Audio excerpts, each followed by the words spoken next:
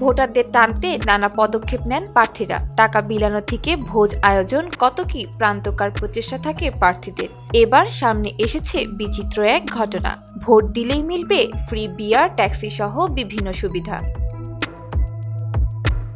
সম্প্রতি বিবিসির প্রতিবেদন থেকে জানা যায়, ভোটের মাঠে যাতে ভোটারদের উপস্থিতি কম না হয় সেজন্য এই পদক্ষেপ। এই জন্য শহরের হোটেলে ট্যাক্সি সেবা থেকে শুরু করে বিভিন্ন সুবিধা দেওয়া হবে ভোটারদের। আর এমন সুবিধা পাবেন ভারতের কর্ণাটক রাজ্যের বেঙ্গালুরু শহরের ভোটাররা।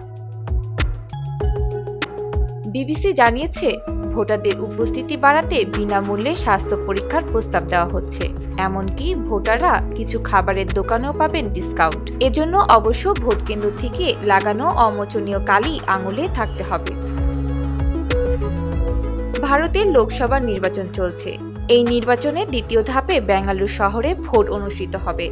এই জন্য শহরের হোটেলে অ্যাসোসিয়েশনকে ভোটারদের মধ্যে বিনামূল্যে কিংবা ডিসকাউন্টে খাবার বিতরণের অনুমতি দিয়েছে রাজ্যের হাইকোর্ট। যদিও এক্ষেত্রে নির্বাচনীয় বিধিমালা মেনে চলতে বলা হয়েছে।